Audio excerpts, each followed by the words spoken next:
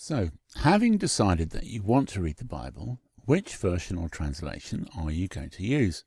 Some people say that you should be using the authorized King James Version because that's sort of the official one, the true one, original or correct one. Well, I don't think that's actually the case.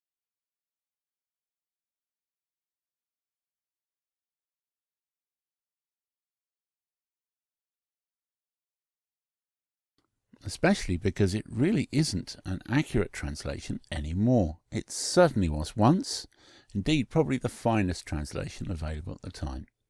It certainly has some lovely poetic language, but there are passages that, at the very least, seem today very hard to understand for those of us used to modern English.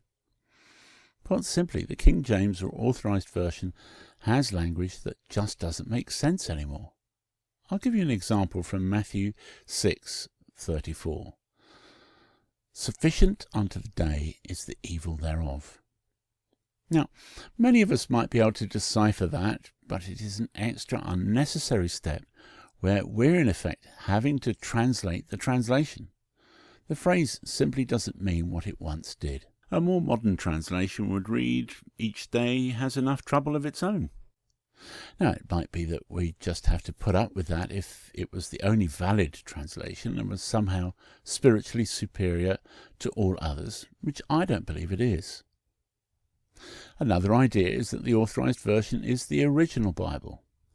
Again, that's not really valid because there are certainly earlier translations than the AV, Wycliffe being one example, and there's no particular reason why we should use that translation unless we choose to.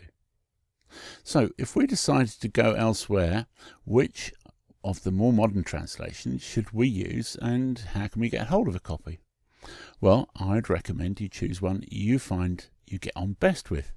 And a good way of trying out several versions is to go to something like BibleGateway.com and just start reading. Pick a passage, perhaps the beginning of John, which you can search for in Bible Gateway, and having found that, try the different translations. Now, not every English Bible is there, but loads are. Would I recommend any? Well, yes. I quite often turn to the NIV, which is quite popular, or the Message. They're very different from one another. The New International Version is more traditional, while still being in modern English, whereas the Message is particularly freeform. Then there's the easy-to-read version. The ERV is obviously easy to read, or at least that's the idea of it, or the Good News translation, which is also designed to be easy. In fact, although the Good News has been seen by many as a children's version, it was intended originally for people whose first language is not English. So if that's you and you want to read in English, then that or the ERV are worth trying out.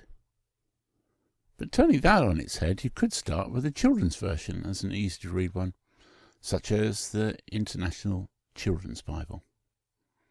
Obviously, you can then go out and purchase a paperback or hardback version of the Bible in the translation that you've found suits you well. Whatever you choose, I hope you enjoy exploring this amazing collection of books we call the Bible.